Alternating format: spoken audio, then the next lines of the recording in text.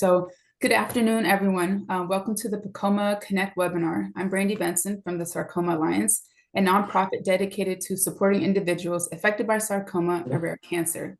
We offer resources, support groups, and advocacy, including our Assistant Fund program, aimed at providing patients and family support. Our event is sponsored today by Audi Bioscience, with whom we formed a strategic partnership with. Together, we aim to shed light on malignant PEComa tumors, a rare and most often misunderstood form of cancer. This webinar will be recorded and accessible via the Sarcoma Alliance platforms, ensuring ongoing availability for those seeking to deepen their understanding and foster community support in the rare cancer landscape. Next slide, please. All right, so this is our agenda for today. We're focused on raising awareness and educating healthcare professionals, patients, and caregivers about malignant PEComa. We'll kick off with covering the best practices, treatment options, and end with the patient and caregiver perspective. The format is definitely encouraging a more conversational flow with participants asking questions throughout, and we aim to address these questions if time permits. Next slide. Okay, so quickly here, so what is PEComa? So joining us today to provide that insight and a comprehensive understanding of the disease from a medical standpoint is our KOL expert, Dr. Wagner from Dana-Farber, who will share some very amazing and educational insights. Next slide, please.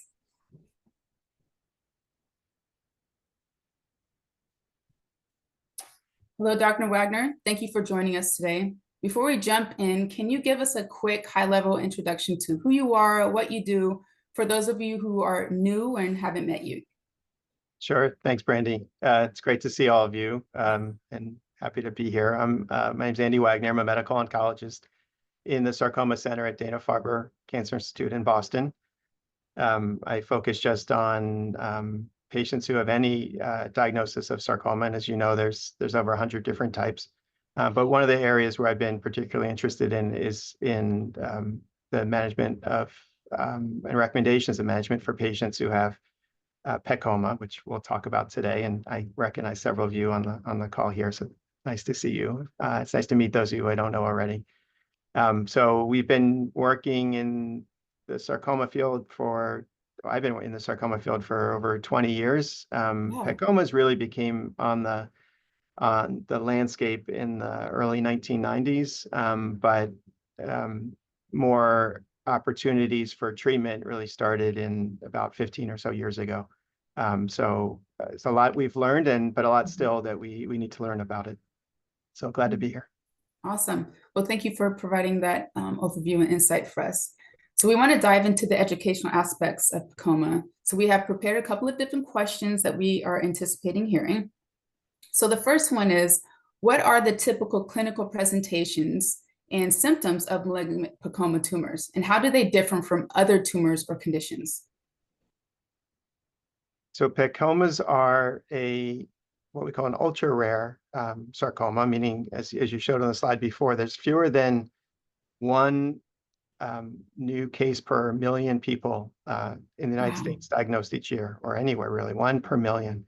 So it's it puts us in the order of maybe a few hundred new patients diagnosed with PEComa each year. So quite rare compared to something like lung cancer, where there's several 100,000 new cases each year. Right. And PEComas differ, as with most sarcomas, they differ from other types of more common cancers that we think of as arising from a particular organ, like lung cancer arising from the lung or breast cancer from the breast. Sarcomas in general can arise anywhere in the body. And PEComas as a type of sarcoma also can arise anywhere in the body. And sometimes they can present with symptoms, and sometimes they're what we say are incidentally found. You have imaging done for some other reason, and it's detected based on that other imaging instead. By far, this is more common in women than men, about 4 times more likely to occur in a woman than a man. And we don't understand why, but the uterus is also a very common site for presentation. So a lot of women who present with PEComa may have either have uterine bleeding as a symptom, like postmenopausal bleeding, or sometimes they have something that's thought to be a uterine fibroid, which are extremely common in women, benign tumors. But when that fibroid either changes suddenly or may be taken out for other reasons, such as bleeding or pain, it's found to be a PEComa instead. So that's a common presentation of PEComas. Got it. But And also, as I mentioned, other patients, I met a patient recently who had was having imaging of her spine for chronic back pain that was due to just normal arthritis. But on that imaging was found to have a mass in her kidney, and that turned out to be a PEComa. So totally asymptomatic, unrelated to the reason she had the imaging, but just something that was detected on imaging. wow. And I know PEComa is an acronym. What is the full like scientific Yeah. name for PEComa? It's a really a terrible name. It's I know. it's descriptive. It stands for perivascular, which means next to small blood vessels. Epithelioid, which describes the shape of the cells. Epithelioid is sort of a cube shaped cell. The C stands for cell, and the oma is a term we use to describe a tumor. So a perivascular epithelioid cell tumor. It's certainly easier to say PEComa. Yes, yes, And some exactly. people say PEComa. I don't know the right way of saying it. I call it PEComa, but Okay. either way is fine. Yes, understandably. And so you were saying that there's no like underlying kind of cause to this. It kind of just happens just out of nowhere sometimes. So our genetics, does this play any kind of way into this at all to be considered? So for the vast majority of patients with PEComa, there's no inherited risk to develop the disease. We don't understand why people develop it, just like we don't understand why people develop most types of cancers. There are a small number of patients who do have an underlying predisposition to developing PEComa. Most commonly are patients who have a condition called tuberous sclerosis complex. And this is a disorder where all the cells in a patient's body have an alteration in one copy. We have two copies of most of our genes. In one of the copies of one of the genes that we see most commonly altered in PEComa, and those genes are called TSC1 or TSC2. So most of the time we don't have, most of the time patients don't have that syndrome where all their cells have one alteration and the tumor develops because the cell develops two alterations. Most patients just have alterations in the tumor cells and no predisposition to forming tumors. So we really don't understand what causes it in most patients. Yeah, sometimes that's really hard and frustrating. I Yep. know that for sure. So the next question is, what are the recommended diagnostic methods? Is imaging techniques, or how do you identify PEComa tumors, and what differentiates them between the other neoplastic or the non-neoplastic conditions? The most important thing for any diagnosis of cancer is really some sort of biopsy where a pathologist reviews it under a microscope. And in addition to looking at a microscope, they'll do special stains. And in some cases, they'll do additional tests, for example, of the genes to see if some genes are altered that might be typical of that disease. So for some diseases, they're very characteristic alterations that, not for PEComa so much, but for other types of sarcoma and other types of cancers, there's some cancers that are defined by a genetic alteration. And others, like in PEComa, there's some genetic alterations that are common, but not universal. So for example, those genes I mentioned that can be altered in PEComa, the TSC2 or TSC1 genes, are only altered in about half of tumors. So in a given patient, it's either altered or not, but only about half the patients have tumors that have alterations. So imaging can lead us to suspect that there's a tumor, an abnormal growth of cells. But even the imaging doesn't necessarily tell us if it's a benign tumor, which means something that's not at risk of spreading, or a cancerous tumor, a malignant tumor, which has risk of spreading. And so a biopsy is needed, and that can be with a needle that the radiologist can go from the outside of the body and put a needle in to take a small sample. or it can be a surgeon just taking out the tumor to send it to pathology for their review. And so they'll look at it under the microscope. They'll look to see if has features that are typical of a PEComa. So I mentioned the near blood vessels, the shape of the cells. There's some other characteristics of sort of how it stains with different things. It expresses certain proteins typically that other tumors don't express. And then they'll make a diagnosis based on those things. Again, sometimes with genetic testing of the tumor to help clarify the diagnosis. But that's really the fundamental thing is to have a sample that a pathologist can evaluate. And so I just want to revisit when you were saying they remove the tumor to get like clean margins. What does that mean exactly, to get clean margins? And when you don't, what does that mean? So when tumors are localized, meaning they're just in one spot, the original spot where it formed, and if it's a cancer, we would like a surgeon to take it out with a rim of normal tissue around it, because even though we can see a tumor, the surgeons can see a tumor, we can feel a tumor if it's superficial. They're microscopic cells from that tumor that extend beyond what we can actually see. So when a surgeon takes it out, we like them to take it out with a rim of normal tissue around it. Those we call the margins, the surgical margins. Okay. The pathologist will look at that under a microscope and say, is the tumor right up against the edge of the specimen? That we call that a positive margin. Or are the margins clear? Are they negative? Are there's no microscopic disease up against the edge? The reason for that is those microscopic cells could grow back in that local area where the original tumor was if the margins are not clear. Doesn't mean it will, but there's a higher risk that it can. And so some cases, if someone has surgery and the margins are still positive, sometimes we'll do more surgery, or sometimes we'll do radiation to treat the edges of that area to help reduce the chance of the tumor growing back in that area. Now, sometimes, depending on what the tumor is, you can't get a negative margin because it's up against a critical structure, or it's someplace in the abdomen where it's just up against other organs and you can't just take out those other organs. So it's not always possible to get a negative margin. Okay, that makes sense. And since we're kind of talking a little bit about treatment options, what are the treatment options for PEComa? What are those? What's more? Is there anything that's most appropriate, or like the common therapies that are mostly taken? Yeah, for localized disease, and this is true for most sarcomas, for localized disease, surgery is the most important option. Now, there's some where we absolutely have to give some sort of medical therapy too. Medical therapies would be a type of chemotherapy. And there's some where we also use radiation. Again, radiation and surgery help treat the localized tumor. We use medical therapies for two different reasons. Sometimes we use it around the time or before surgery to help make the tumor smaller and help facilitate surgery.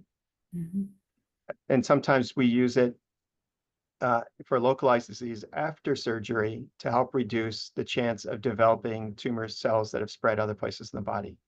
So what we can't tell at the time of the initial presentation of localized disease is whether there's microscopic disease, microscopic cells elsewhere in the body that ultimately will turn into tumors in the future. So there's no way of detecting that.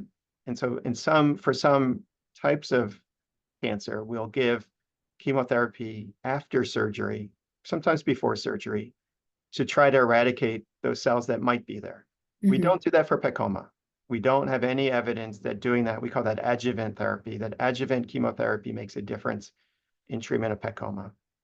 Now, the other reason we use medical treatment is if the tumors are either not resectable because of the location, surgery is prohibited because of the critical structures the tumor might be against, or if it spread to other parts of the body, and we need to treat all the sites of the disease, and that's when we use medical therapy.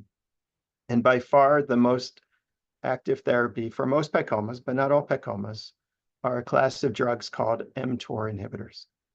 And this is work that's now, I don't know, about 14, 15 years old, where we and some other groups started noticing that we could use this type of medicine, these mTOR inhibitors, to help stop the tumors from growing or shrink the tumors when they'd already had spread. We can talk more about these, but there's several different oral mTOR inhibitors and intravenous mTOR inhibitors, including the oral ones were all approved for other reasons. Some for cancer, some for actually preventing rejection of transplanted kidneys, but we've used those medicines. They all block the same pathway, this protein called mTOR. And there's a drug that was approved a few years ago called nab-sirolimus or FIARO, which is specifically approved for the treatment of advanced or metastatic PEComa. And that's also an mTOR inhibitor. So the drugs that we use first in this disease are mTOR inhibitors. Thank you. And for our last question, this is kind of really big lately, or we'll say lately, but mental health. So are any of these challenges, will they affect someone emotionally or the psychological aspects? Any kind of conditions like anxiety, depression, concerns with body image, have you seen? Absolutely. I mean, this is, anytime someone's diagnosed with a cancer, it's probably one of the worst days of someone's life when they're diagnosed with cancer. Now, hopefully we'll get them through it and we'll, they'll go on to be and stay very healthy. But it's scary. And so mental health is an important part of anyone's treatment. Whether it's disease that's localized and can be removed surgically, or whether it's disease that's spread, it's absolutely critical to focus on wellness and mental health as well. The body image too. I mean, sometimes we have patients who have surgeries that can be disfiguring, and whether it's that or whether it's if someone needs a portacath put in, even just seeing that can alter someone's perception of their body. Because it's a visible sign of that. Or some of our medicines, not the mTOR inhibitors, but other chemotherapy drugs where people lose their hair. That is a visible sign for people, and it can be really emotionally troubling. So there's a lot of resources available, and hopefully anyone who's going to any cancer center, it takes advantage of those resources, whether it's social workers or psychologists or psychiatrists or other support groups, patient advocacy groups and support groups. And then a lot of our cancer centers have integrative medicine expertise as well. So we have here at Dana-Farber, we have something called the PEComa Center for Integrative Medicine, which includes massage and acupuncture, exercise tips, nutrition tips, meditation, other things like that. So really rich resources are available to help people with the really significant emotional aspects of being diagnosed with cancer. That's so awesome. I'm really happy to hear there's like a holistic approach, both medical, the surgeries, the treatments, and then also addressing the emotional, psychological challenges that a patient does face. So thank you for that, Dr. Wagner. So that was very insightful. Now that we've taken kind of like deeper insight and understanding of what PEComa is, let's also hear from our patients and our caregiver. Next slide, please. I just wanted to check if you can hear from us. I don't know if someone's talking. So we believe that emphasizing patient voices and amplifying their voices improves patient outcome, enhances caregiver support, and advances healthcare provider understanding. Today, we're joined by the Johnsons, Harmony Johnson, who will share her perspective as a patient, and Seth Johnson, who is her husband, who will share his perspective from a caretaker standpoint. Like we did with Dr. Wagner, we would love to give you all an opportunity just to introduce yourself quickly. So I'd love to hear from Harmony quickly, and then Seth. Sure. My name is Harmony. I've been a nurse since 2010 from Louisiana to Texas. And I have been married for 10 years, and we have a 6-year-old little boy. And I have had 4 PEComas removed. And I'm doing great. And this is my husband. Hey, Seth Johnson here. All the same stats. Awesome.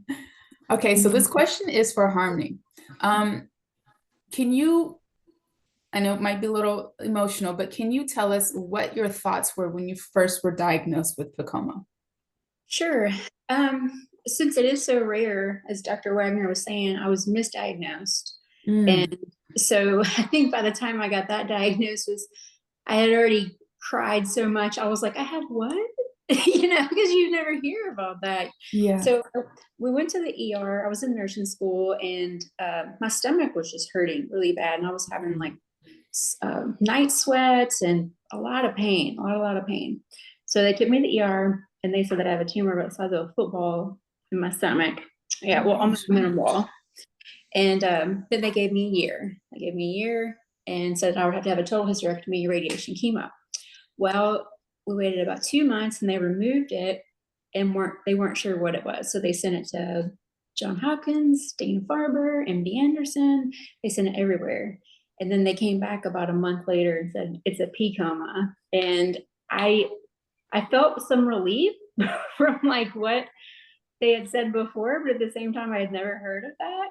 So it was a rough time, I think. But like when I looked up the definition, it looked like it was a lot better than ovarian cancer. So when I got that, and then they said that this is what it was, I said, okay, so how do I manage my life then with this? Is this going to come back? Like what can I do? What can't I do? What will help? And we actually went to Boston to Dana-Farber. I go to MD Anderson every 6 months, and they said that basically when I got them that surgery would be treatment. But when we got married, well, we were engaged. I guess it was a couple years after the one on my minimal. I had 4 one. years later. Yeah, I had it on the left side of my heart. So that was hard to get clear margins because you can't like take out a piece of your heart.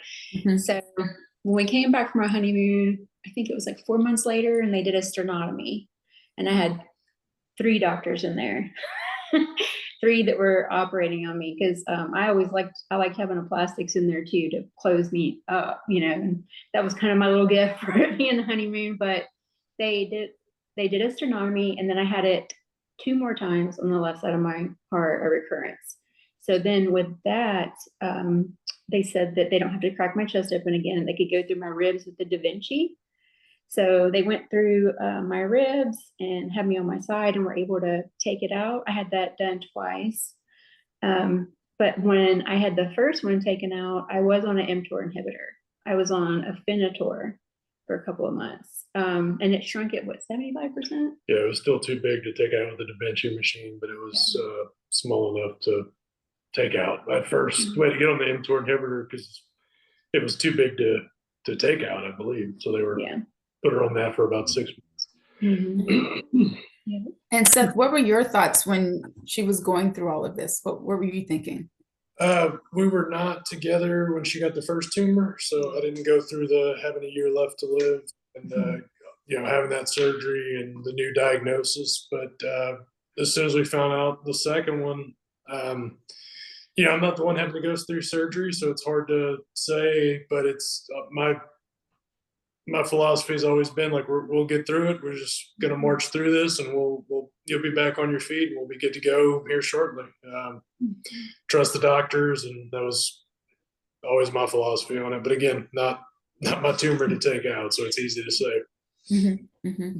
And Harmony, how did you find the strength and the support to cope with the challenges that came along with your diagnosis?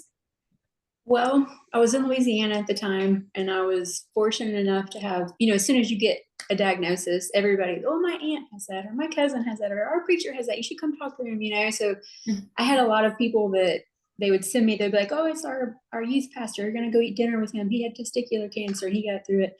So what I was taught from 2 people that had different kinds of cancers, but that gave me advice, you know, when they were, and it has rung true since 2010.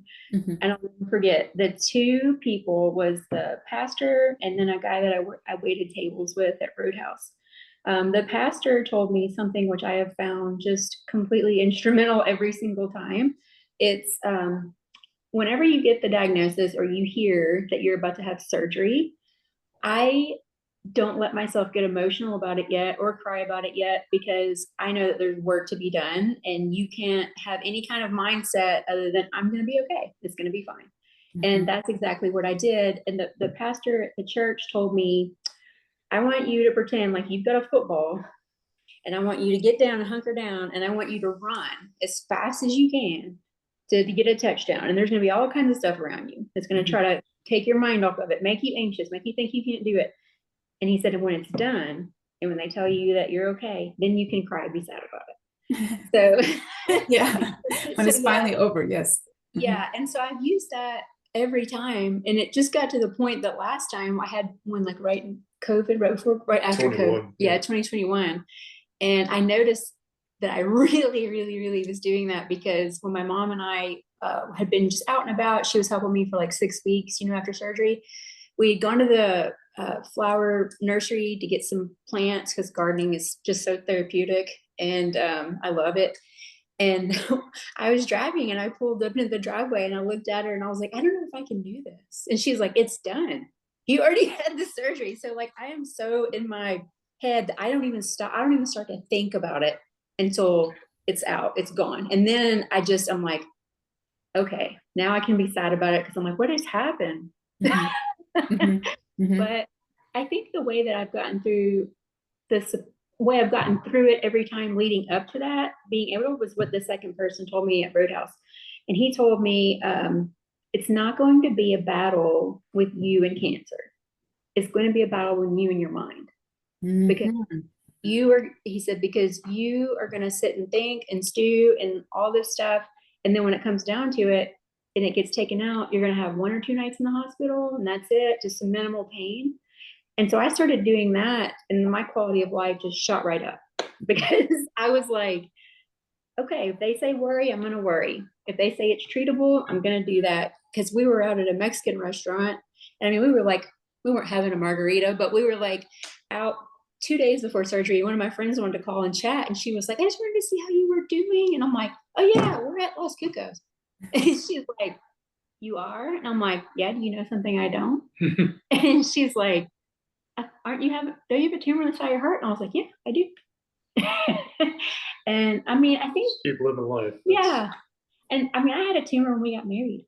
I had a tumor on the side of my heart. So I think when I go back to that, because a lot of women will I don't want to speak for all women. I guess when my mind was like, oh no, is he going to leave me? Is he going to, still be with me? And I'm like, I had no voice on our wedding day, and a tumor on the side of my heart when we got married. So like, I know that he knows what he signed up for, So I think don't let it be between you and your mind. Let it be between you and the actual pain.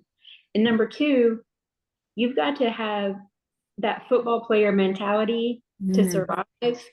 And then when it's done and you've been put on just recuperating, then take your time to cry by stuff, because I think that crying and anxiety will cause something in your body to grow. And I've noticed that whenever I had extreme anxiety, I did get a tumor. So like, I think it's just absolutely paramount that I keep my mental health, my life just trucking along as usual. And when I have one, I'm like, oh, we have to pop over here and I have to get well, and I'll be right back. So that's just kind of how I've gotten through it, I love that. That's such a great analogy. So this is for Seth. So I understand from like a caretaker's perspective, this can be incredibly challenging. How do you prioritize your well-being and support for yourself? Do you use the football mentality like your wife, or what is your approach? Definitely. It's just head down until we can get through this, making sure that I'm taking care of her as much as we can, and to take care of myself, just, bring family members in if you can, somebody to take care of the kid. We've had people offer meal trains to us, and you want to turn that down because you think, oh, I don't want to inconvenience everybody, but it's great that your friends want to help out. So really leverage your friends and family in that situation to help you when you're trying to give everything to your spouse through that. Yeah, absolutely. It's what do we need to get done? I try to handle all the paperwork for her. If there's any paperwork before surgery, handle all the logistics of it, so she doesn't have to think about anything but getting in there, doing the surgery, and leaving. So it's really just, make your checklist. What I need to do today, let's knock it out, and we can, enjoy some quality time if we're not spending all that time frantically trying to do stuff that we didn't prioritize earlier. Absolutely. And so my last question is, I know the two of you have a child. When you're not feeling well or you don't have the strength, are you expressing to I think you said you had a son. I don't know if he's of age to understand like what's going on, but do you include him in that process? Which one was did you want? I think he was a little young last time. He was 3 when Harmony had her last tumor out. So he was not really cognizant of it. It was just that his grandma was here and he was having a good time going lots of places. And mommy could pick you up for a little bit because she's recovering. But what was your perspective on that? I would say you can make every situation be a downfall or to your advantage. That's how I view it. Like kind of like the Bible verse, God can use anything for his good. So I use the opportunity to teach my son and show him that in life, things are going to happen. And sometimes it's going to happen to really good people. And that's okay. We're very strong and we're going to keep having faith. So when I woke up from surgery, I said, Seth, somebody stabbed me. And he said, they did 3 times. So, because that's exactly what it feels like. Someone stabbed you.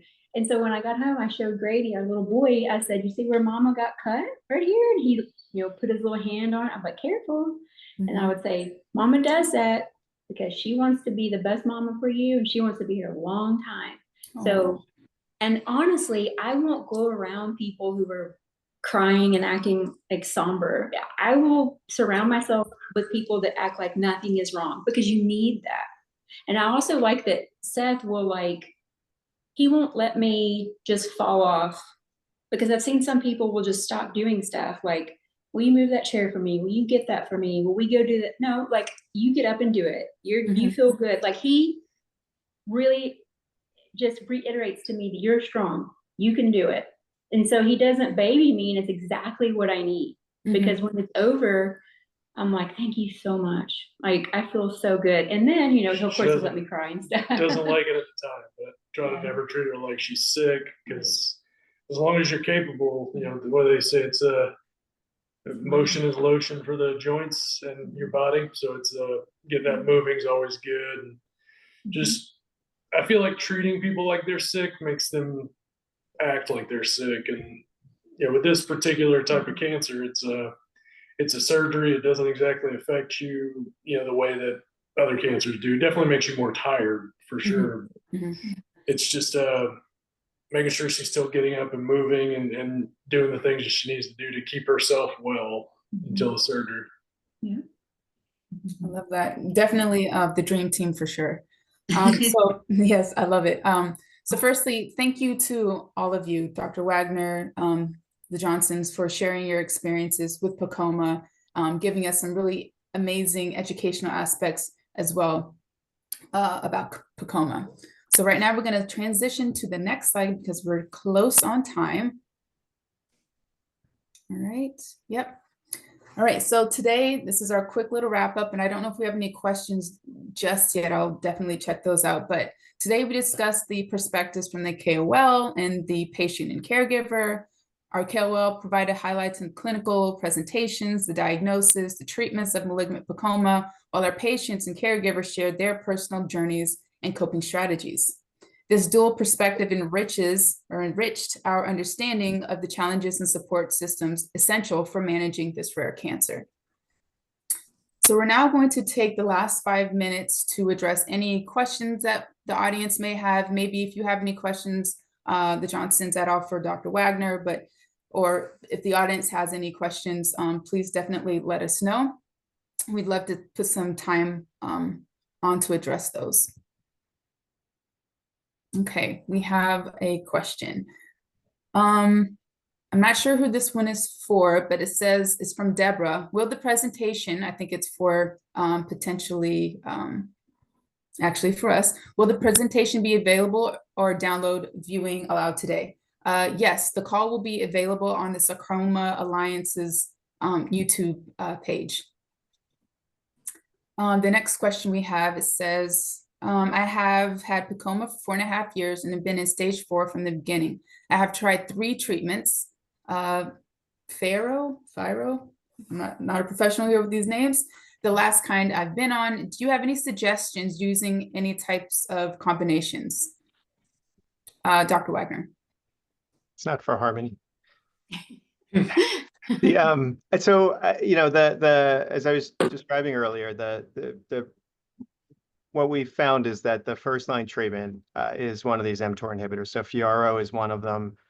Afinitor or everolimus, the one that Harmony described, is another one, and there are 2 others. So those absolutely are the first line treatment for patients who have disease that's not amenable to surgery. Beyond that, we often turn to other chemotherapies that we use to treat sarcomas. And there are multiple different regimens that can be used, and there are advantages and disadvantages of each, different side effects, different schedules. But any of them can really be used in any order. And so it's important to meet with a medical oncologist with expertise in treatment of sarcomas, so that they can help guide you with recommendations. And then ultimately the decision is yours about which regimens to pursue. And we do find that if mTOR inhibitors initially work and then stop working, we call that resistance. We sometimes can return to them after going on another treatment and then come back to the mTOR inhibitors again later. So even if it stopped working, it can be an option to return to an mTOR inhibitor again. And then there always are new clinical studies looking at new treatment approaches, and those are always worth considering. Optional things to look at, but there might be some good new drugs coming that are interesting options for the particular disease. And in that context, sometimes it's helpful to have gene sequencing done of the tumor to try to see if there are any particular targets that are different than the mTOR pathway targets that might be amenable to newer treatment options. So with a few patients with PEComa, we've found some other alterations that have led to different types of treatments that we normally use, for example, for breast cancer or ovarian cancer, which have been very effective for select patients, individual patients, based on the sequencing of their tumors. So it really depends a lot on the tumor genes itself. And then there are also options, as Harmony described, where sometimes patients can do extremely well with surgery without needing to go back on medical therapy. And Harmony, it's great to see you again. It's been a long time, but I think you alluded to this. We were diagnosed a long time ago with PEComa, and PEComa that had spread a long time ago. And so people can live with this for a very, very long time. And I really appreciate, I love the football analogy. It's awesome. I'll steal it. But I especially like what you said, which is having a positive outlook is important. There's no question about that. Being active is important. Doesn't mean you have to run marathons or go compete in the Olympics, but being active is important. And any treatment that you decide to go, whether it's surgery or radiation or medical treatment, needs to be balanced with, what are you trying to do? So you want to have as best quality of life and enjoy life as best you can. And so it's a balance between what's the surgery going to be like? What's the recovery going to be like from the surgery? And what's the outcome going to be like? Same thing with the medical treatments. What are the side effects like? How do we minimize the side effects and maintain disease control for as long as we possibly can? So it's really important to work with your medical team to discuss the possible side effects and the possible benefits of any treatment that you're considering. Love that. Well, we are at time exactly. We did so great today.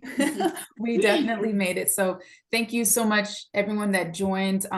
This will be up on the Sarcoma Alliance YouTube, so you can definitely revisit this, download this, what have you, but it will be there for you. Thank you again, Dr. Wagner and the Johnsons, for participating. We truly, truly appreciate it.